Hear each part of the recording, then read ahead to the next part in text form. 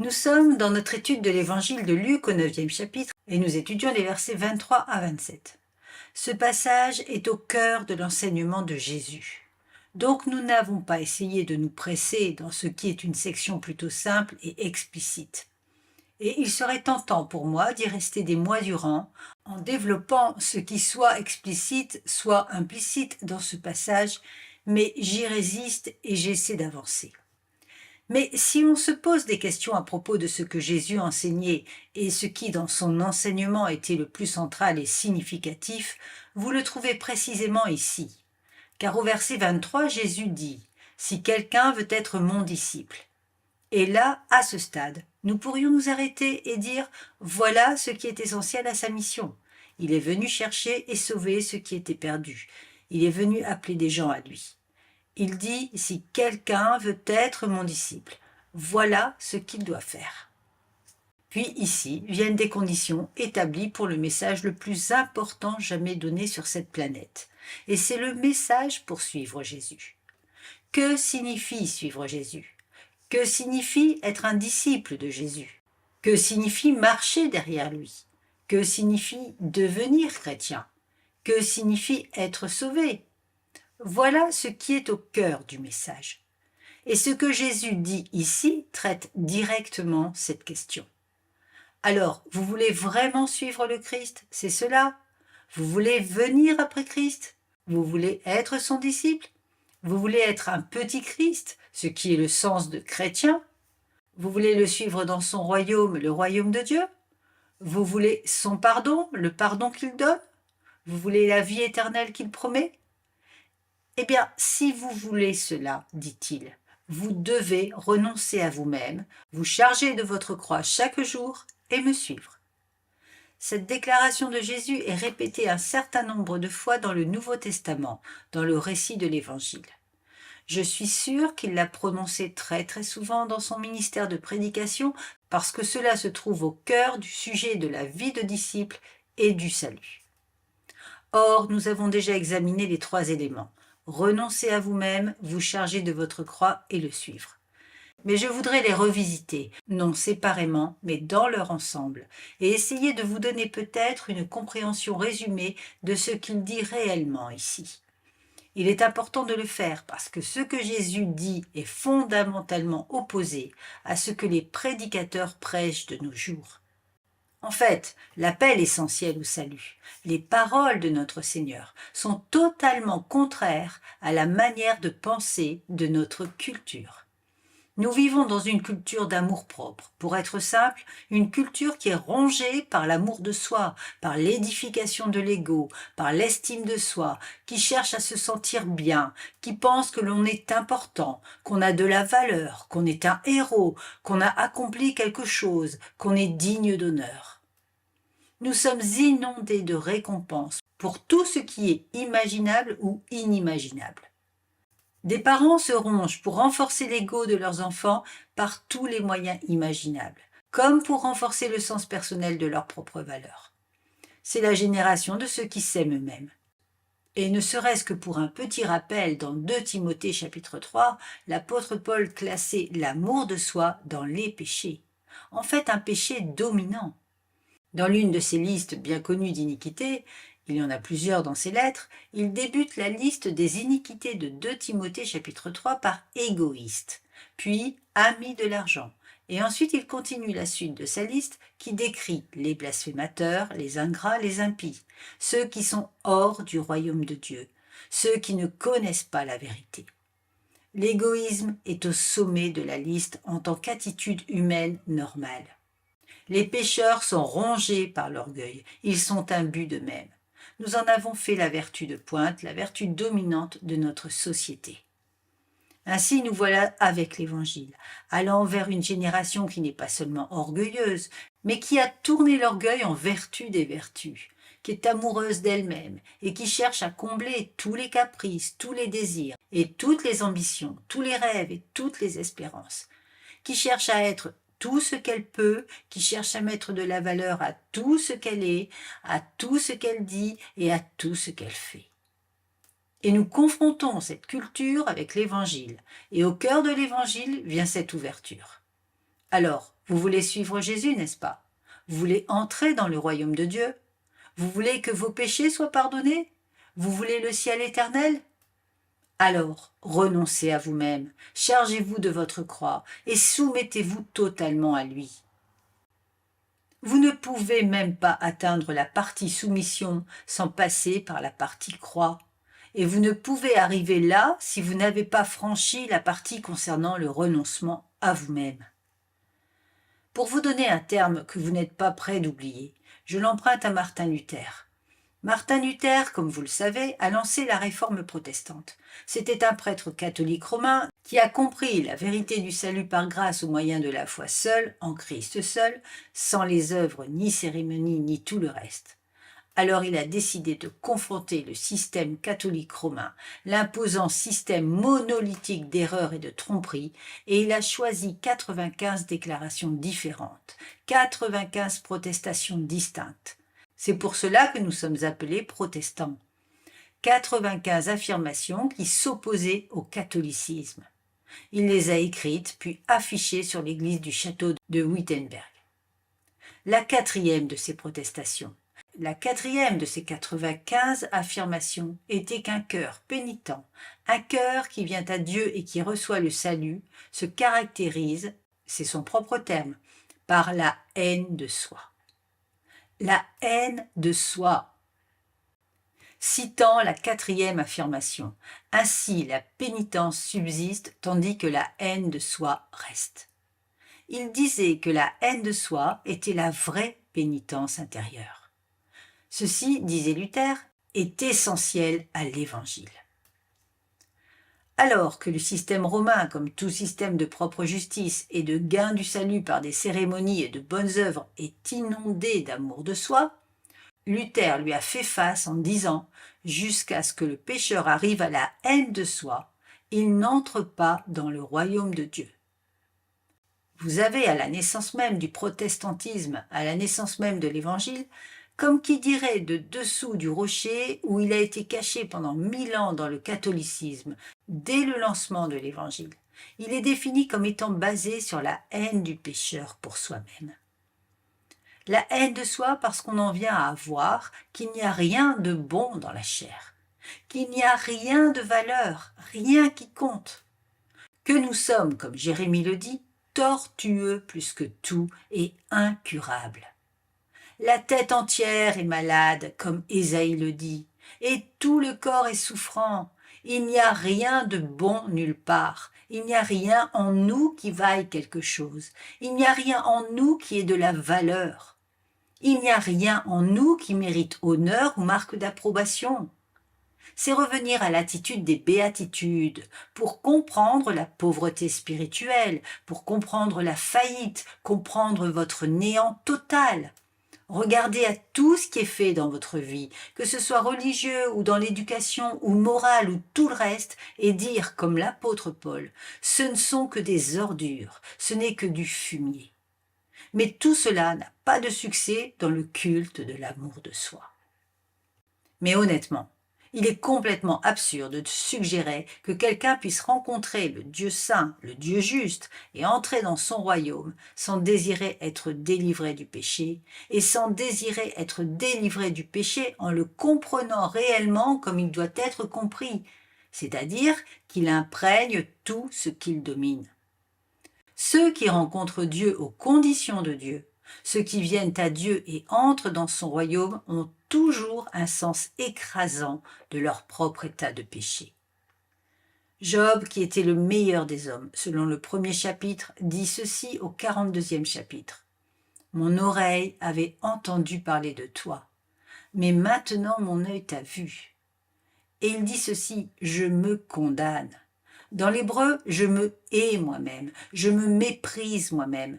Tout ce que je suis excepté par Dieu, tout ce que je suis dans mon humanité, absolument tout de moi est si taché et affecté par le fait que je suis déchu, par la corruption et le péché.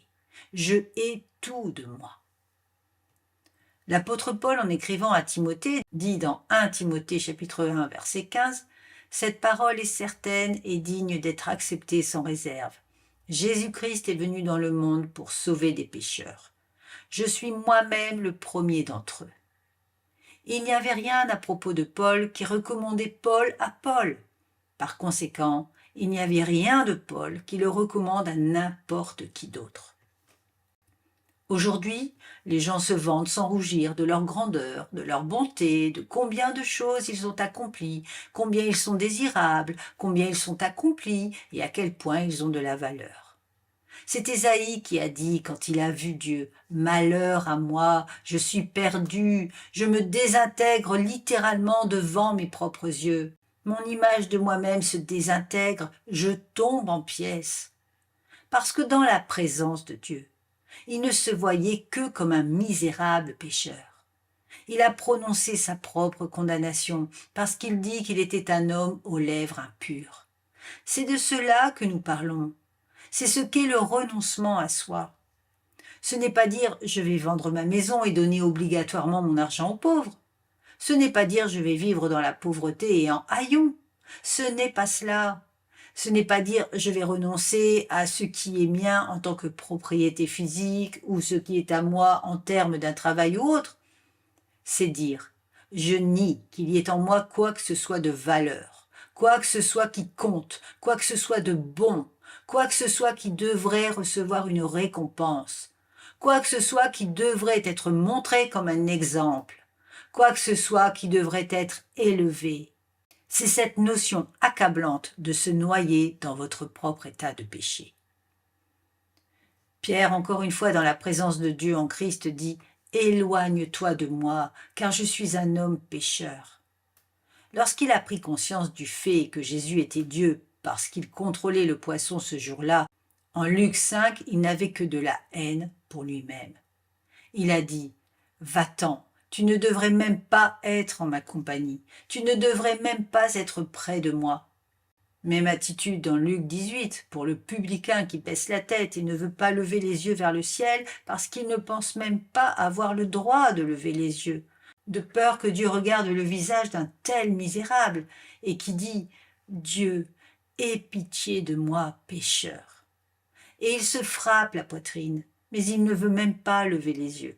Il ne veut même pas avoir un contact visuel, en quelque sorte, avec Dieu. Il en est si indigne. Quand vous devenez chrétien, ce n'est pas que soudain vous vous éveillez à ce que vous pouvez offrir à Dieu. Et il y a bien d'autres exemples dans les Écritures de ces hommes et ces femmes qui, lorsqu'ils ont réellement vu Dieu, furent absolument écrasés sous le poids de leur propre néant, leur propre état de péché. Et franchement, c'est totalement étranger à la culture dans laquelle nous vivons. C'est étranger à la culture basée sur l'amour de soi et sur la considération que tous les désirs capricieux sont légitimes. Vous devez avoir tout et n'importe quoi selon ce que vous voulez. Vous pouvez être tout ce qui est possible, vous pouvez rêver ce que vous voulez et le vivre. Le seul but de votre vie est de désirer tout ce que vous voulez et le voir s'accomplir, en insistant sur les droits, insistant sur les privilèges, en insistant sur le respect, en insistant sur la récompense et l'honneur et l'affirmation. Les gens qui entrent dans le royaume de Dieu n'insistent sur aucune de ces choses. Elles se sentent indignes de toutes. Ceux qui entrent dans le royaume de Dieu sont totalement submergés par la haine de ce qu'ils sont. Je hais ce que je suis. Je hais ce que je suis parce que tout ce que je suis est péché. Or, ceci produit la repentance.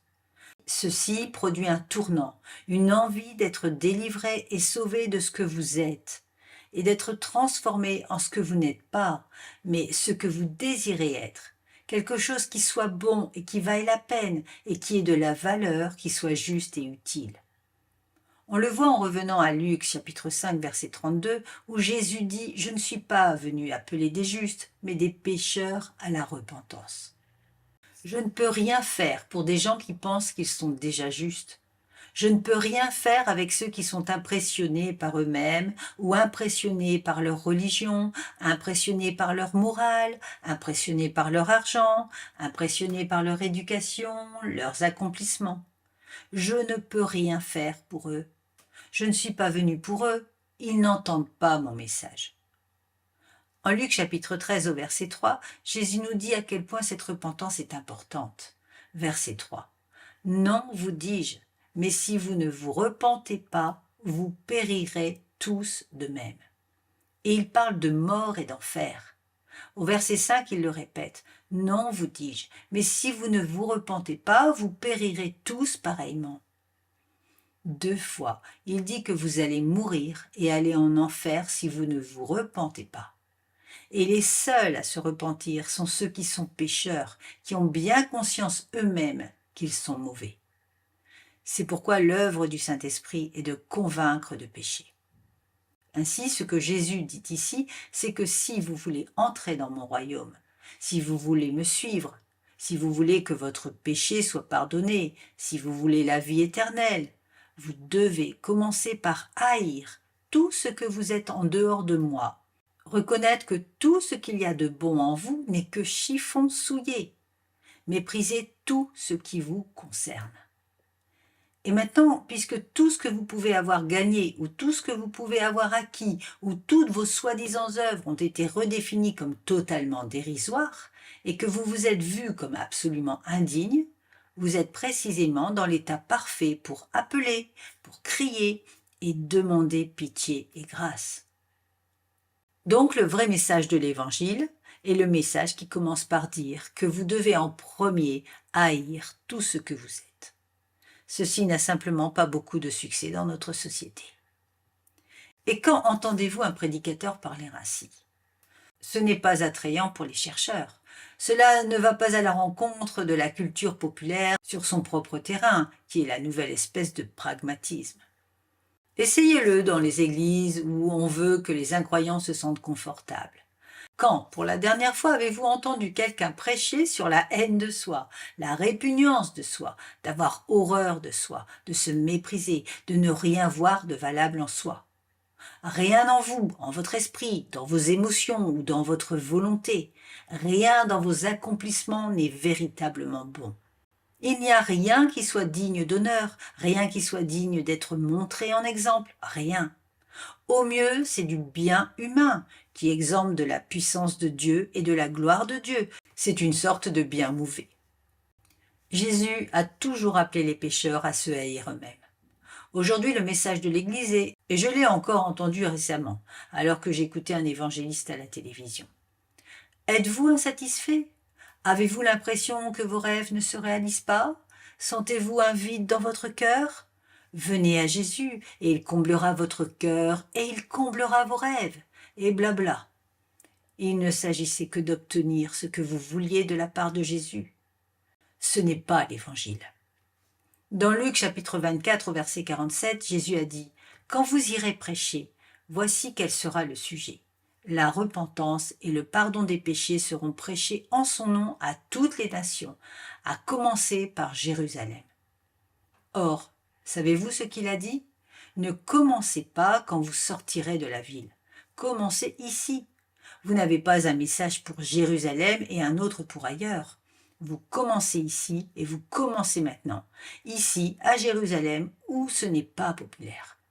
C'est ici que vous commencez et depuis ici, vous parcourez la terre entière, vous allez vers chaque nation de la planète et vous faites la même chose. Vous prêchez qu'au nom de Jésus, les gens seront pardonnés de leurs péchés s'ils se repentent.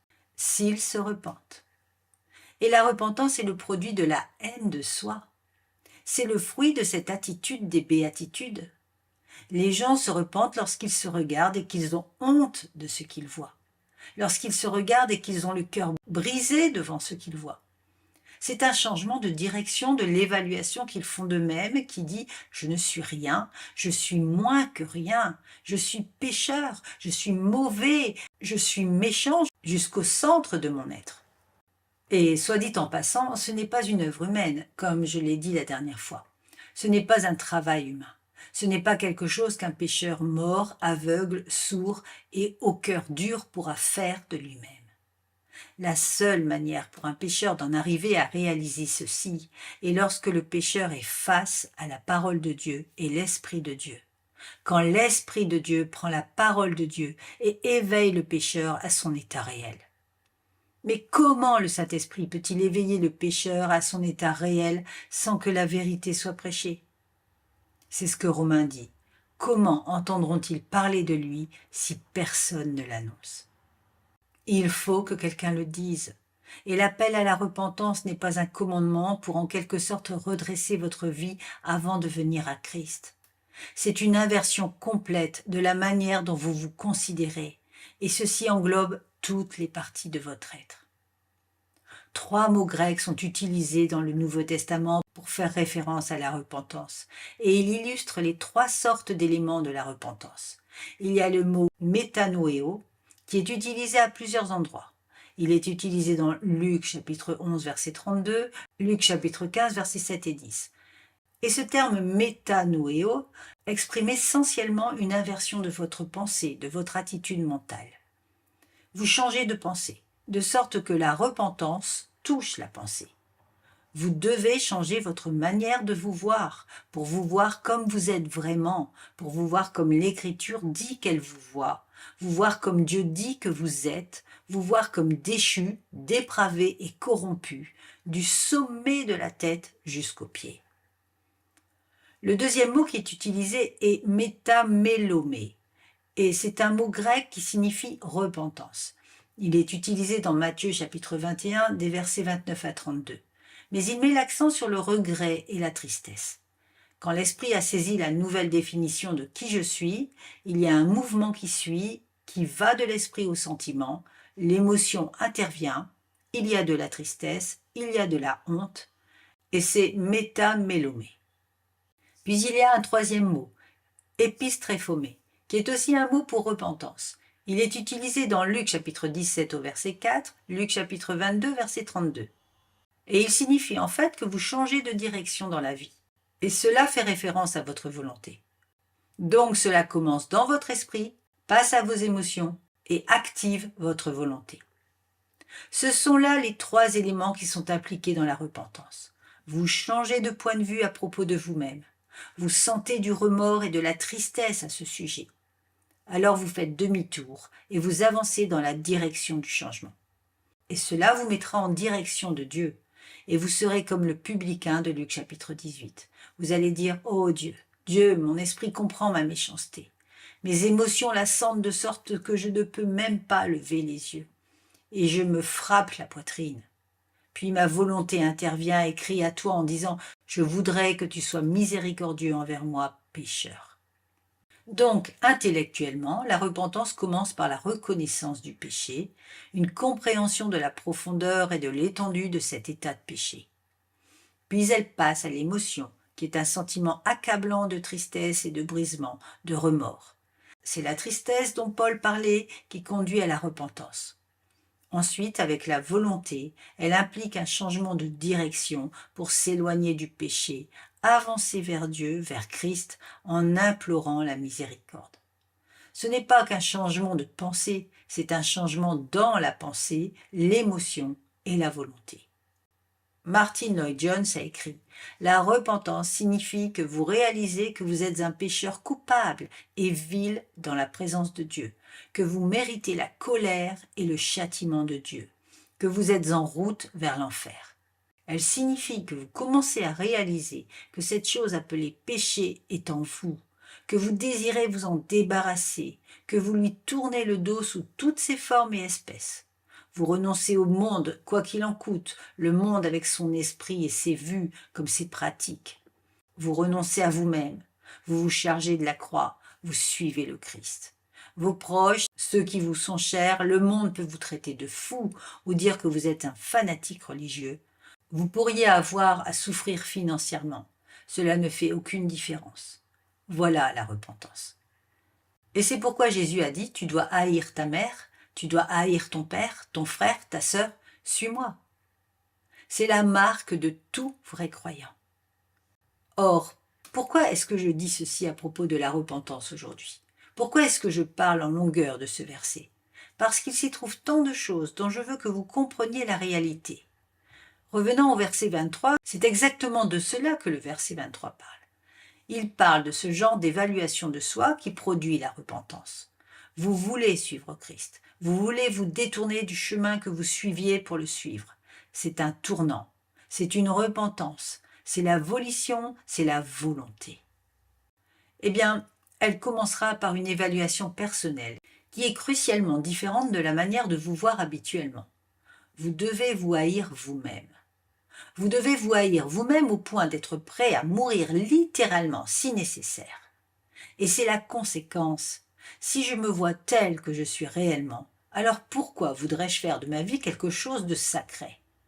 Si je me vois tel que je suis réellement, et que je veux réellement être quelque chose de totalement différent de ce que je suis, alors la mort serait en fait pour moi assez attrayante. Je ne serai jamais l'homme que je devrais être dans ce monde. Je ne serai pas l'homme que je devrais être avant ma mort, d'accord ? Aucun de nous ne le sera. Je veux être pardonné de mon péché. Je veux de la droiture dans ma vie. Je veux la plénitude de la bénédiction de Dieu. Quand je viens à Christ, je veux que le péché sorte du tableau. J'en ai assez de mon péché, j'en ai assez de moi-même, j'en ai assez et suis fatigué de ce que je suis. Je veux abandonner tout cela. Je veux venir à Christ, je veux suivre un autre chemin. Je veux être une personne différente. Et l'accomplissement final de toutes ces envies et désirs ne vient qu'après la mort. Donc, comme pour Paul, ma vie n'est pas précieuse pour moi. Il y a en moi ce désir d'être ce que je veux être en Christ, ce que je souhaite être en Christ, ce que je désire être en Christ. Il y a cette faim et soif de justice qui est caractéristique. Je veux m'éloigner du péché. Je veux être dans une situation où le péché n'est plus présent. Alors la mort est une amie bienvenue. C'est ce que Paul a dit. Pour moi, mourir est un gain. C'est un gain, je ne serai pas ce que je veux être, ce que Dieu veut que je sois jusqu'à ce que je quitte cette vie. Donc ce n'est pas un saut bien grand si je renonce à moi-même pour être ensuite prêt à mourir. Charge-toi de la croix veut simplement dire être prêt à mourir. Les croix étaient des instruments sur lesquels les gens étaient exécutés. Jésus dit ici que le renoncement à soi signifie que tu en as assez de toi-même au point d'être même prêt à mourir. Or, si tu veux me suivre, si tu veux venir après moi, tu devras ressentir cela. Tu devras comprendre ton état réel. Tu devras être accablé émotionnellement par cet état, la tristesse, la honte, au point de t'empresser à renoncer à toi-même, de vouloir partir quel que soit le prix. Tu vas suivre Christ, même si c'est à la mort. Voilà la repentance, c'est cela, c'est la haine de soi, le renoncement à soi. Et vous savez, même maintenant il y a une sorte de résidu, où il devrait y en avoir une sorte de méfiance de ce que je suis et même une certaine haine de moi-même. Quelqu'un m'a dit, je parlais aux étudiants. J'avais passablement parlé à l'université ces dernières années, et quelqu'un me parlait et disait, vous savez, je voudrais simplement être utilisé par le Seigneur. Je ne veux qu'être utile au Seigneur, je veux qu'il se serve de moi. Et ma réponse fut, eh bien, vous savez, je ne pense pas vraiment ainsi, parce que je n'ai rien à offrir au Seigneur. Donc ma prière n'est pas « Seigneur, je veux t'être utile ». Ma prière est « Seigneur, j'espère que d'une certaine façon, je puisse être utilisé par toi. J'espère, je ne veux pas faire quelque chose pour le Seigneur.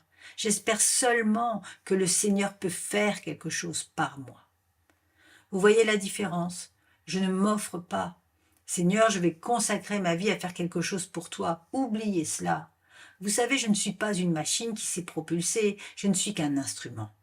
Et quelqu'un d'autre doit me prendre, et ce quelqu'un qui doit me prendre, c'est Dieu. Mais si je suis un instrument que tu peux utiliser, cela me suffit que tu puisses utiliser ce récipient indigne, ce pot de terre, comme l'appelle Paul, vous savez, ce seau à ordures, comme Paul nous décrit dans 2 Corinthiens.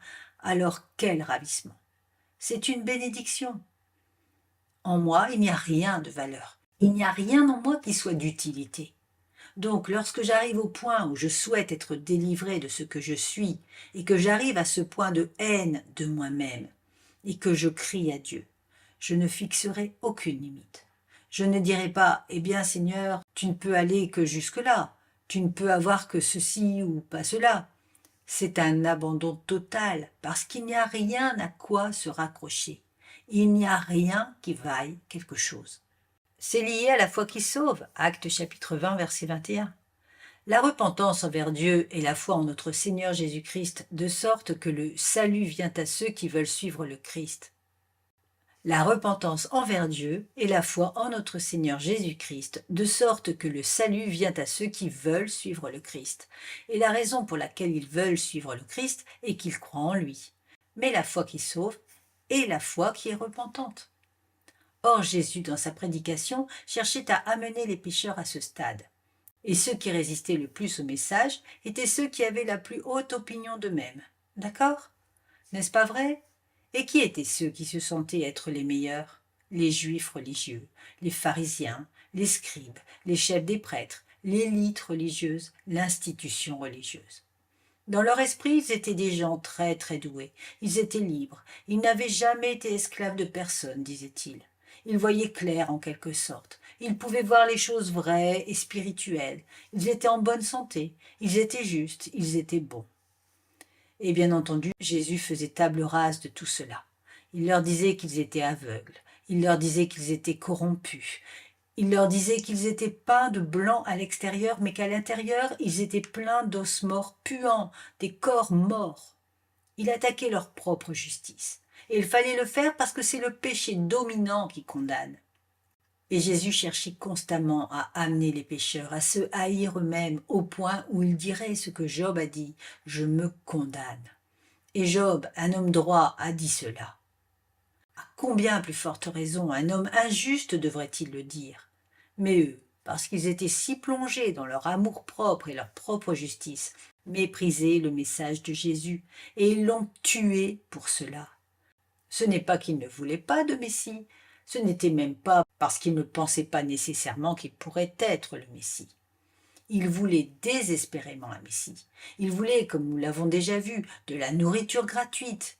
Ils voulaient le plan médical le plus incroyable qu'on ait jamais imaginé, la guérison pour tout le monde, tout le temps, et la résurrection si vous mouriez, gratuitement, sans prime à payer et sans procédure. Vous alliez simplement à Jésus et il s'en occupait, sans paperasse. Bien sûr qu'ils le voulaient, et ils l'auraient accepté. Mais Jésus s'imposait dans leurs pensées avec ce message qu'ils allaient devoir se haïr eux-mêmes au lieu de s'aimer.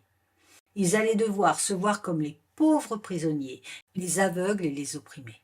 Ils allaient devoir venir à une attitude des béatitudes, dans la pauvreté d'esprit, dans les larmes, dans la douceur, reconnaître qu'ils étaient dépourvus de justice et démontrer qu'ils en avaient faim et soif.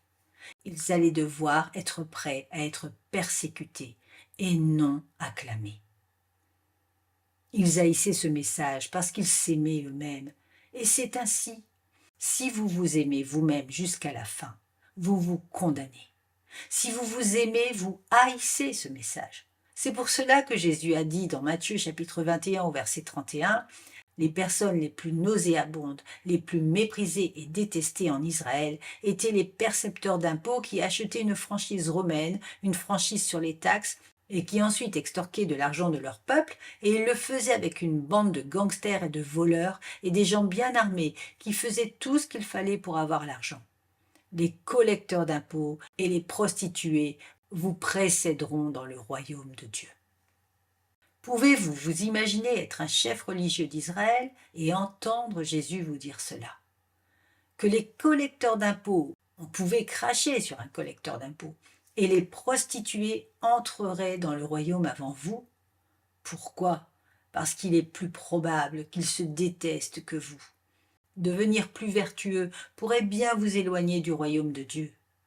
Un bienfait de se vautrer dans les conséquences d'une vie d'iniquité flagrante, c'est que cela vous éveille à la réalité de qui vous êtes en réalité. Je l'ai vu au cours des années.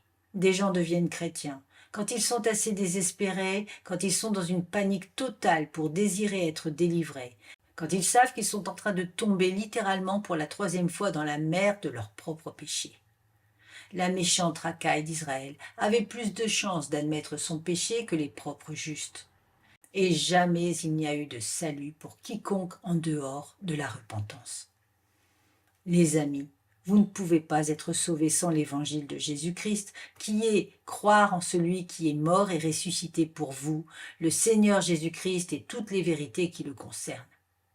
Et vous ne pouvez pas être sauvés en croyant au Seigneur Jésus-Christ sans que la repentance accompagne cette foi. Et cependant ici, et j'ai fait des commentaires là-dessus, mais c'est dans mon esprit parce que nous dialoguons encore à ce sujet. Nous avons des gens qui écrivent des livres chrétiens en disant que quelque part dans le monde, des gens qui n'ont jamais entendu parler de Dieu, jamais entendu parler de Jésus, jamais entendu la Bible ou l'Évangile, peuvent être sauvés en levant les yeux et en disant « parce que je crois que tu es un créateur là-haut et que je crois en toi comme créateur », et qu'ils iront au ciel. Autrement dit, Dieu, dit un auteur, serait injuste s'il ne les prenait pas au ciel. Non seulement, ils n'ont pas besoin de croire en Jésus comme Seigneur, ils n'ont même pas besoin de croire en Jésus. Ils n'ont même pas besoin de savoir qu'il y a un Jésus. Mais qu'en est-il de la repentance? Où est-elle? Que faisons-nous? Simplement l'éliminer? C'est bien pratique. Jésus a dit, vous voulez entrer dans le royaume? Il faudra davantage que croire qu'il y a quelqu'un là-haut. Où est la honte? Où est le remords? Où est l'écrasante conviction de ses péchés? Ainsi, le principe est simplement fondamental. C'est de la vérité évangélique fondamentale. Vous voulez suivre Jésus, n'est-ce pas? Alors haïssez-vous vous-même. Le renoncement absolu à soi en tant que quelqu'un ayant de la valeur en l'état non racheté, et même en l'état racheté, notre seule valeur, est comme un instrument saisi par le Seigneur souverain. Donc il y a un reniement de soi, puis le port de la croix, puis suivre, c'est-à-dire une obéissance dans la justice, alors que nous suivons Christ. Ceci juste pour vous rappeler ce qui est impliqué dans ce principe. Maintenant, laissez-moi parler du paradoxe pendant quelques minutes. En étendant ce principe en un paradoxe, Jésus dit ceci au versets 24 et 25. « Car celui qui voudra sauver sa vie la perdra, mais celui qui la perdra à cause de moi la sauvera. Que sert-il à un homme de gagner le monde entier s'il se perd ou se détruit lui-même » C'est là le paradoxe. Le principe est clair. Voici le paradoxe. Vous voulez sauver votre vie? Vous allez la perdre. Vous voulez perdre votre vie? Alors accrochez-vous-y. Ici, Jésus explique ce qu'il était en train de dire. Ce qu'il disait était que vous deviez renoncer à vous-même, qu'il fallait renoncer à votre vie. Vous vendez tout, vous abandonnez tout pour le Christ. Vous n'ajoutez pas Christ à votre vie seulement, vous abandonnez tout, vous vendez tout. Et pratiquement par ce suicide personnel, comme qui dirait, par le renoncement à soi, vous gagnez tout. En revanche, si vous voulez sauver votre vie, verset 24, celui qui voudra sauver sa vie, cela ne signifie pas, vous savez, porter une ceinture de sécurité et avoir un airbag. Il ne parle pas de cela, ni de subir une opération pour vous aider lors d'une maladie. Nous ne parlons pas de vie physique, nous parlons de votre âme éternelle, votre âme éternelle. Alors, vous voulez sauver votre âme, n'est-ce pas? Vous voulez sauver votre vie, vous voulez vous sauver vous-même. Alors perdez-vous. C'est la seule manière. Vous voulez vous perdre? Vous voulez être perdu dans l'enfer éternel? Souffrir le châtiment pour toujours? Alors accrochez-vous à votre propre vie. C'est le paradoxe tout simple. Matthieu 10, 39 est un autre endroit où Jésus le dit. C'est une prédication assez courante pour Jésus. Matthieu 10, 39. Celui qui conservera sa vie la perdra, et celui qui perdra sa vie à cause de moi la retrouvera. Un autre passage que je pense être en fait une explication de ce que cela signifie est en Jean 12, 25, où Jésus répète aussi ce même paradoxe. Écoutez ces paroles. Celui qui aime sa vie la perdra. Vous voyez, vous voulez sauver votre vie parce que vous l'aimez. Vous aimez ce que vous êtes, vous vous aimez vous-même, vous aimez vos propres désirs, vos propres ambitions, vos propres rêves et buts. Vous aimez vos honneurs, vos accomplissements, votre manière de faire, votre propre volonté. Si vous faites cela, vous allez la perdre. Ensuite, Jésus dit « Et celui qui déteste sa vie dans ce monde la conservera pour la vie éternelle. » Et là, Jésus dit que vous devez haïr votre vie. Je suis sûre que c'est là que Luther a pris le terme « haine de soi ». Si vous vous aimez vous-même, si vous êtes dans l'amour de soi, dans l'estime de soi, et que vous vous assurez de toujours voir vos moindres besoins comblés, de pouvoir toujours vous offrir vos moindres fantaisies et rêves, plans et espérances, et vos ambitions, vous allez perdre votre vie. vous allez perdre votre vie dans l'enfer éternel.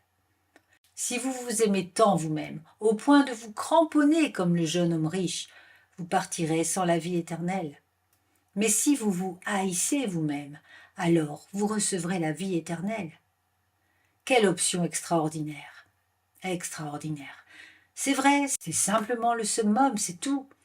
Soit vous sauvez votre vie maintenant, ou vous la perdez pour toujours. Perdez votre vie maintenant, et vous la sauvez pour toujours. C'est tout simple. Et il y a une petite phrase au verset 24 de Luc chapitre 9 qui doit être remarquée. À cause de moi. À cause de moi.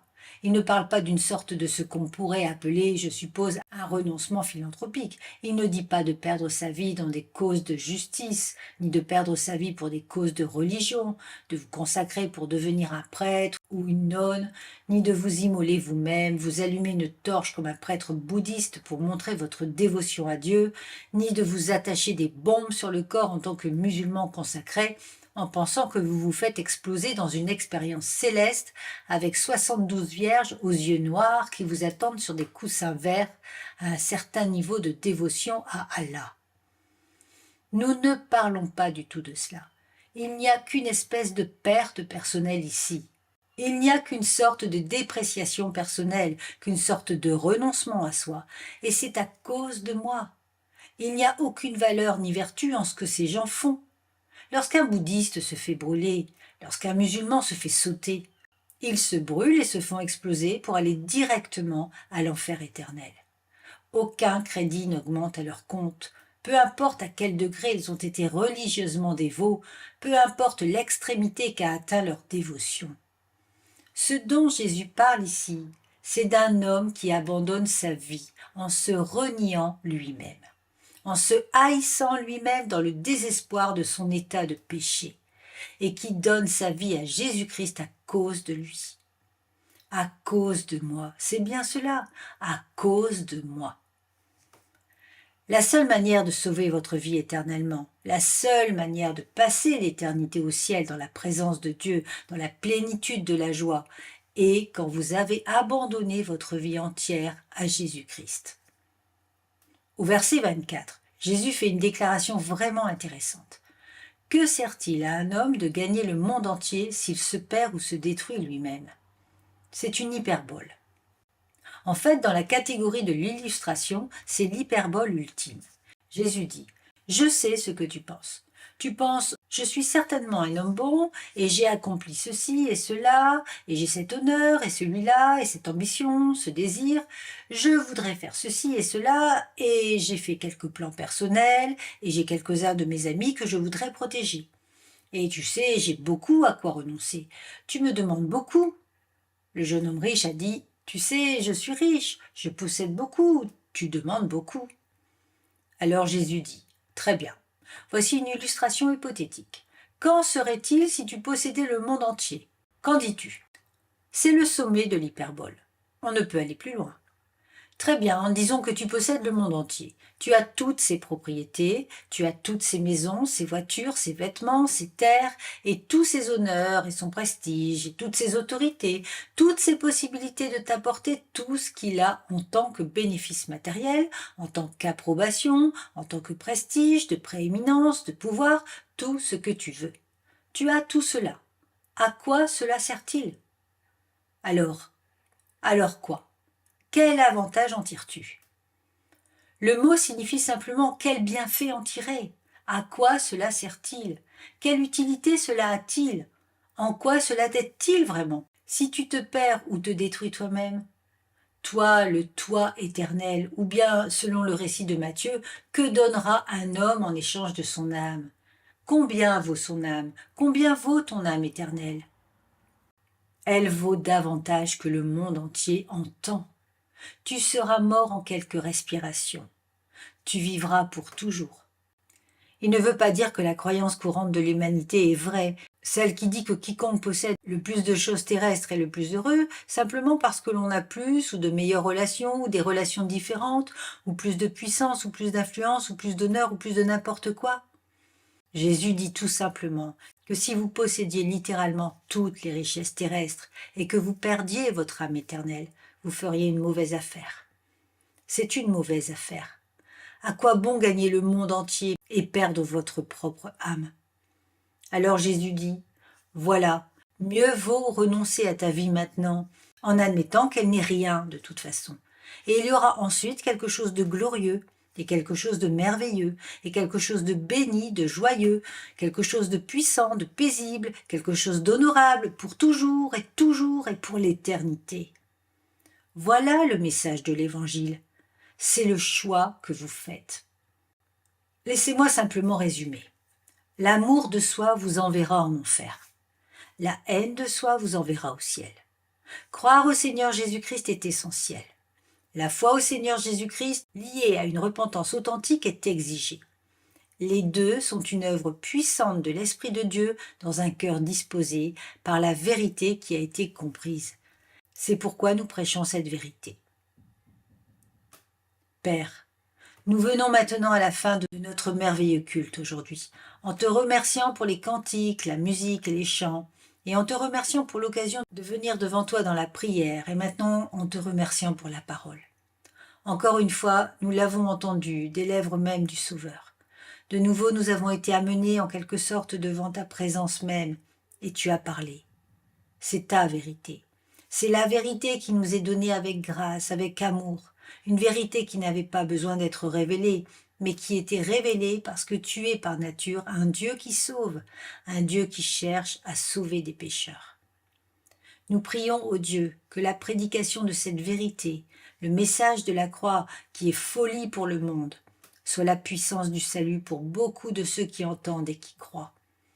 Nous prions au Dieu que tu veuilles faire une œuvre de haine de soi et de renoncement à soi dans les cœurs de beaucoup, et même ceux de nous qui sont croyants, que tu veuilles continuer de cultiver cela en nous, afin que nous ne tombions jamais dans le vilain péché de l'orgueil et de la confiance en soi, mais que nous sachions que c'est une merveille et presque une surprise chaque fois que tu choisis gracieusement de nous utiliser comme instrument pour ta gloire. Nous te remercions, Père, de ce que l'Esprit de Dieu accomplit ces choses dans les cœurs par la vérité. Nous prions pour cela aujourd'hui au nom du Sauveur. Amen.